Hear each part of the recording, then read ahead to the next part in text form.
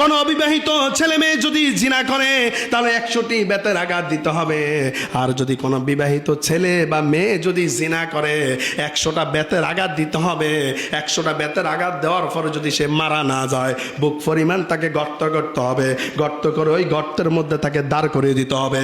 এরপরে মানুষরা পাথর ততক্ষণ পর্যন্ত নিক্ষেপ করবে যতক্ষণ পর্যন্ত এই জিনাখোর নারী এবং পুরুষের মৃত্যু না হবে, ঠিক না? এবং দর্শন যারা করবে তাদেরকে তো আরো বেশি মারাত্মক, বেশি কষ্ট দিয়ে কি করতে হবে? হত্যা করতে হবে, মৃত্যুদণ্ড দিতে হবে।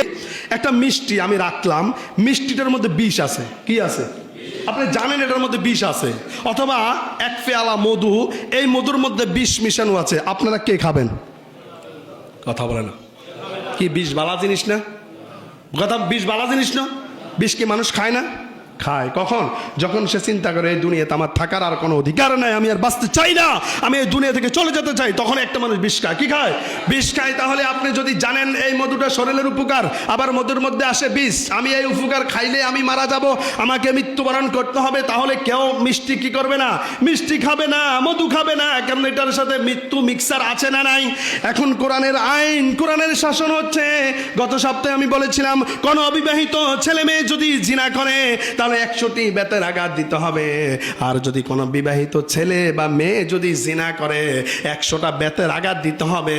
100টা বেতের আঘাত দেওয়ার পরে যদি সে মারা না যায়, বুক পরিমাণ তাকে গর্ত করতে হবে। গর্ত করে ওই গর্তের মধ্যে তাকে দাঁড় করিয়ে দিতে হবে। এরপরে মানুষরা পাথর ততক্ষণ পর্যন্ত নিক্ষেপ করবে যতক্ষণ পর্যন্ত এই জিনাখোর নারী এবং পুরুষের মৃত্যু না হবে, ঠিক না? এবং দর্শন যারা করবে তাদেরকে তো আরো বেশি মারাত্মক, বেশি কষ্ট দিয়ে কি করতে হবে? হত্যা করতে হবে, মৃত্যুদণ্ড দিতে হবে। তাহলে এখন যদি এই কোরআনিক শাসনটা যদি সমাজের মধ্যে, দেশের মধ্যে যদি চালু থাকতো, জারি থাকতো, আপনার আমার বোন নিরাপদে রাত 12টা 1টা বাজে চলতে পারতো, কোনো ব্যক্তির সাহস হতো না তাকে দর্শন করার জন্য। আওয়াজ করে বলেন ঠিক কিনা? এজন্য পার্লামেন্টে কোরআন চলুক, আমরা চাই কি চাই না? কথা বলুন না, চাই কি চাই না? বাংলাদেশে অমুসলিম কোন দল আছে নাকি? আপনি বিএনপি বলেন, জামাত বলেন, যত দল আছে সব দল মুসলিম। সব দল কি? সব দল মুসলিম। তাহলে পার্লামেন্টে কোরআন থাকলে সমস্যা কোথায় বলেন? কারণ পার্লামেন্টে কোরআন থাকলে আপনি অন্যায় করতে পারবেন না, জুলুম করতে পারবেন না, অবিচার করতে পারবেন না। আজকে যারা এই যে শরীয়তপুরে যে ছেলেগুলা মেয়েটাকে দর্শন করেছে, আপনি খবর নিয়ে দেখেন তারাও কোনো না কোনো দলের নেতাকর্মী, কোনো না কোনো দলের সাথে তাদের সম্পর্ক আছে না নাই? কথা বলেন, আছে না নাই? এজন্য আপনার বোন, আপনার স্ত্রী, আপনার মেয়ে যদি আপনি নিরাপদে চান তাহলে পার্লামেন্টের মধ্যে কোরআনিক শাসন চালু হোক, এটা আমাদের চাওয়ার দরকার আছে না নাই? কথা বলেন, আছে না নাই?